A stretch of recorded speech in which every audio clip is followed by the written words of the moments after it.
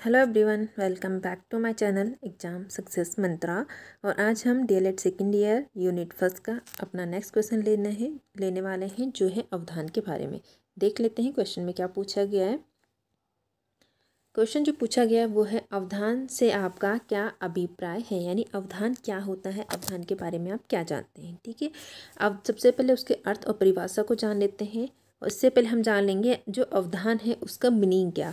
अवधान का मीनिंग होता है किसी उद्दीपक पर ध्यान केंद्रित कर पाना, यानी किसी वस्तु किसी घटना पर ध्यान लगाना या ध्यान केंद्रित कर पाना ही अवधान कहलाता है। ठीक है, इसकी परिभाषा देख लेते हैं। वह प्रक्रिया जिसके आधार पर उद्दीपक समूह से कुछ उद्दीपकों का चयन किया जाता है उसी को सामान्यतः अवधान कहा जाता है। वह प्रक्रिया जिसके आधार पर उद्दीपक समूह में से, मतलब हमारे सामने बहुत से उद्दीपक हैं। ठीक है, बहुत से उद्दीपक, मतलब एक तरफ आग जल रही है, एक तरफ पानी बह रहा है, एक तरफ कुछ बच्चे खेल रहे हैं, एक तरफ झगड़ा हो रहे हैं। क्या हम सारी चीज़ों को एक साथ देख पाते? नहीं देख पाते।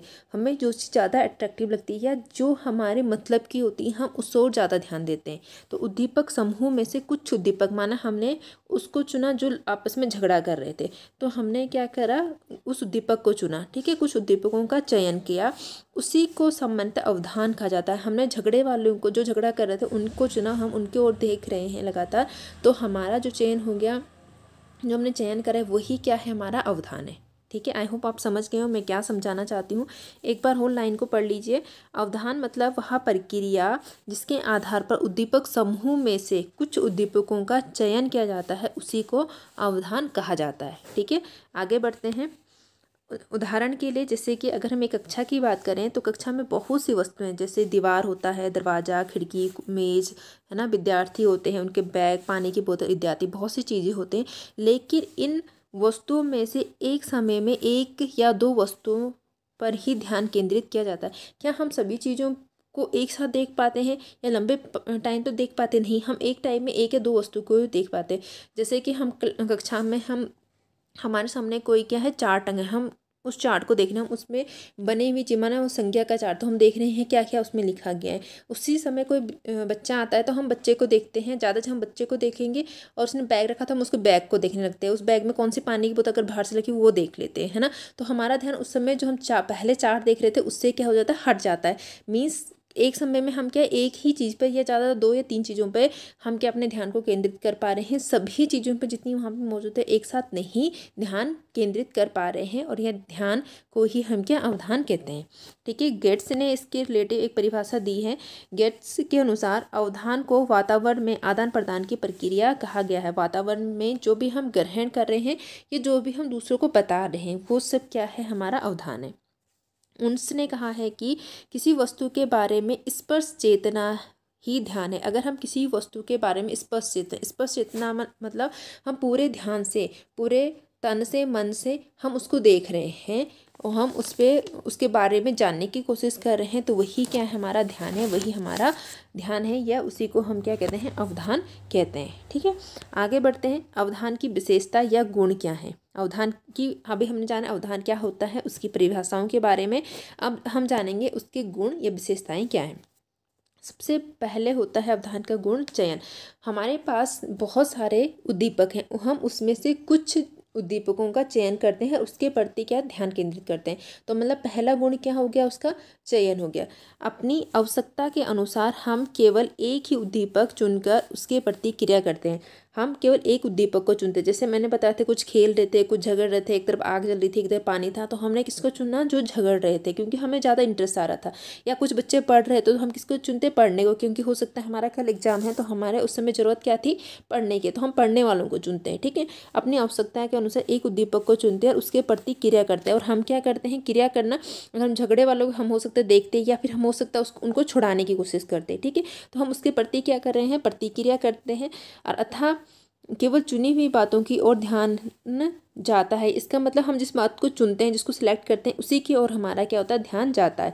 जब हम किसी की ओर ध्यान देते हैं तो हम उसके प्रति क्या होते हैं, जागरूक हो जाते हैं, कि हमें पता होता है अच्छा क्या हो रहा है। अगर जैसे कि एक तरफ खेल खेले जा रहा था और एक तरफ क्या है, लड़ाई, हमने लड़ाई वालों को देखने लगे, तो हम लड़ाई वालों के प्रति जागरूक, हम उसके जान रहे कौन क्या बोल रहा है, किसने किसको मारा। लेकिन जब वो खेल रहे थे उस समय से हमारा ध्यान हट जाता है, हमें नहीं पता कि किसने बीच में चीटिंग करी और वो कैसे जीता है। अगर लास्ट में जीतने का पता चल भी जाए तो वो कैसे जीते हमें नहीं पता होता है। मतलब हम उस समय क्या थे, खेल के प्रति जागरूक नहीं थे। तो दूसरा जो गुण हो गया इसका वो है जागरूकता। ध्यान को तैयारी या जागरूकता की स्थिति के रूप में देखा जाता है। ध्यान मतलब किसी चीज़ के लिए जागरूक होना या तैयार होना, ठीक है। ध्यान को मानसिक, शारीरिक या भावनात्मक जागरूकता या तैयारी की स्थिति है। ध्यान क्या है, मानसिक, शारीरिक या भावनात्मक जागरूकता की स्थिति है। नेक्स्ट पॉइंट है चेतना को केंद्रित करना या एकाग्रता। अपने ध्यान को, अपने मन को किसी चीज़ पे, किसी घटना पे केंद्रित करना या उस पर एकाग्र होना, ठीक है। हम एक समय में कई वस्तुओं का अवलोकन करते हैं मतलब देखते हैं। एक समय में बहुत सारी वस्तुओं को देखते हैं, लेकिन एक समय में एक ही वस्तु पर स्वयं को केंद्रित किया जा सकता है। लेकिन देखते तो हम कई चीज़ों को एक साथ है, लेकिन सबके बारे में एक साथ नहीं सोचते या सबके बारे में एक साथ नहीं बता सकते या एक साथ नॉलेज नहीं ले सकते, है ना। तो एक समय में एक ही चीज़ पे हम स्वयं को केंद्रित करते हैं, इसी को अवधान कहा गया है। अगला पॉइंट है खोज। अगला पॉइंट है हमारा खोज। खोज की बात करें तो खोज क्या है, एक दशा है। दशा होती है जिसमें प्रत्यक्ष वस्तुओं के समुच्चय में से, जो हमें बहुत सारी वस्तुएं जो हमारे पास है उसमें से केवल कुछ ही वस्तुओं को क्या करते हैं, चुनते हैं। समुच्चय में से उनके कुछ ही विशिष्ट उप समुच्चय पर ध्यान देते हैं। बहुत सारी वस्तुएं हैं, वस्तुओं का समूह है। माना बहुत सारे बच्चे गेम खेल रहे हैं, उसमें से बहुत सारे लोग हैं, मतलब क्रिकेट चल रहा है, ठीक है। तो बहुत सारे फील्डर लगे हुए हैं, एक बॉलिंग कर रहा है, एक बैटिंग कर रहा है। तो हमारा ध्यान क्या होता है, जो बॉल कर रहा होता है और जो बैटिंग कर रहा होता है।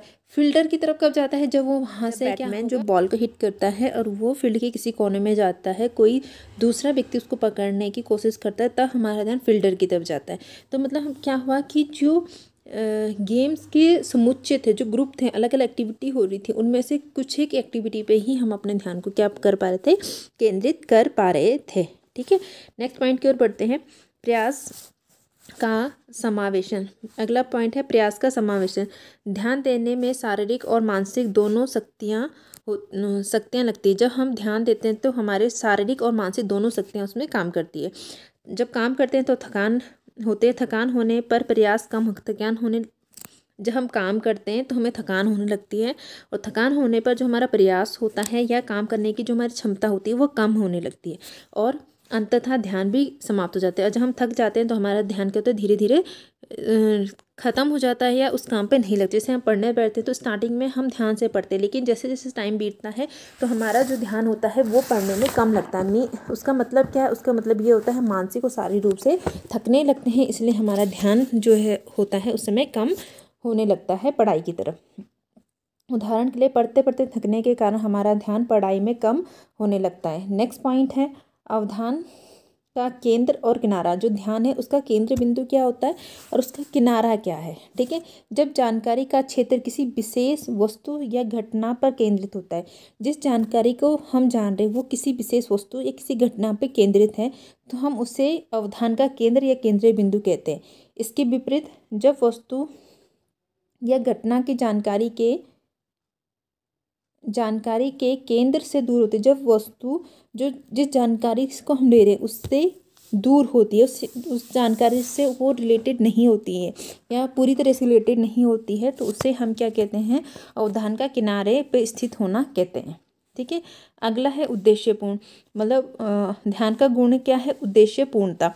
हम पढ़ाई किसी न किसी उद्देश्य के लिए ही किसी वस्तु की ओर ध्यान देते हैं। हम किसी वस्तु पर ध्यान दे रहे हैं मतलब हमारा उससे रिलेटेड कोई ना कोई उद्देश्य है। उद्देश्य जितना महत्वपूर्ण होता है हमारा ध्यान उतनी ही तीव्र होता है, उतनी ही तीव्रता से उस पर काम करता है। ऐसे समझिए जैसे हमारा अगर नेक्स्ट डे एग्जाम है तो हम किसी चैप्टर को एक ही बार पढ़ते हमारे दिमाग में छप जाता है, लेकिन अभी हमारा सेशन शुरू हुआ है, अभी हमें 1 महीना हुआ सेशन को शुरू हुए, उस समय हम पढ़ते हैं तो हम इतना ध्यान से उस समय नहीं पढ़ते, हमें 2-3 बार करते तब जाके वो हमें कुछ याद होता है। तो मतलब वो उस समय क्या हमारा उद्देश्य है कि कल हमारा पेपर है, हमें नंबर लाने, और उस समय क्या हो जाता है, जब स्टार्टिंग में क्या हो जाता है कि अभी बहुत दूर पेपर है, इतनी ज़्यादा हमें इंपॉर्टेंस नहीं लगती है, तो हमारा ध्यान उसमें इतना नहीं लगता है, हम इतने ज़्यादा जल्दी उसे मेमोराइज नहीं कर पाते।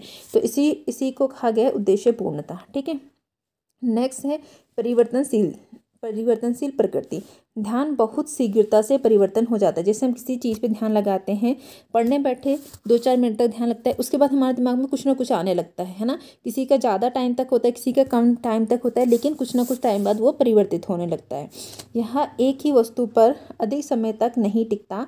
ध्यान बढ़ता है, कम होता है। किसी का ध्यान बढ़ता है, कम हो सकता है, कुछ समय तक बढ़ गया, कुछ समय का कम हो गया। इंडिविजुअली भी ये डिफरेंस करता है, ठीक है। एक वस्तु से दूसरी वस्तु की ओर अग्रसर होता है। नेक्स्ट पॉइंट है मानसिक क्रिया के पक्ष। मानसिक पक्ष में संज्ञानात्मक, भावात्मक, क्रियात्मक पक्ष शामिल होता है। अगर हम ध्यान की बात करें तो उसमें मानसिक पक्ष भी शामिल होते हैं। इसमें हमारे संज्ञानात्मक या ज्ञानात्मक पक्ष जिसमें हमें नॉलेज होती है, भावात्मक पक्ष हमारे भावनाएं स्थिर होनी चाहिए, क्रियात्मक पक्ष हमारी जो शारीरिक एक्टिविटी है वो स्थिर होनी चाहिए। तो ये सब पक्ष हैं हमारे मानसिक क्रिया के पक्ष ध्यान के लिए। अगला है गति समायोजन।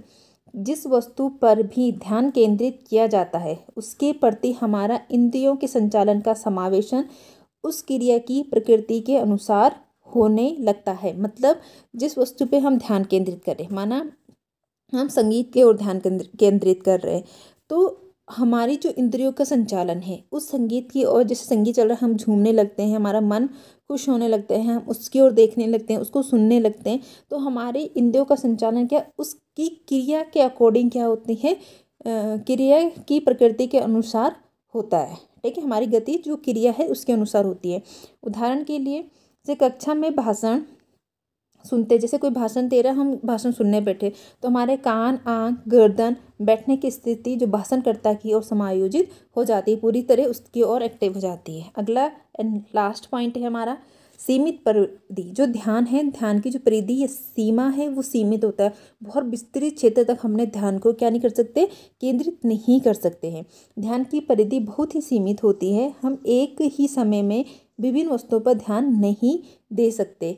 चेतना ध्यान है क्या, चेतना का केंद्रीकरण ही ध्यान है। अपना मन, चेतना को केंद्रित करना, किसी एक बिंदु या एक घटना पर लगाना ही ध्यान कहलाता है। अतः ध्यान का विस्तार बहुत ही सीमित होता है। तो इसी के साथ क्या है, हमारा लेक्चर कंप्लीट होता है। अगर आपको हमारा लेक्चर पसंद आ रहा है तो चैनल को लाइक करें, शेयर करें, सब्सक्राइब करें।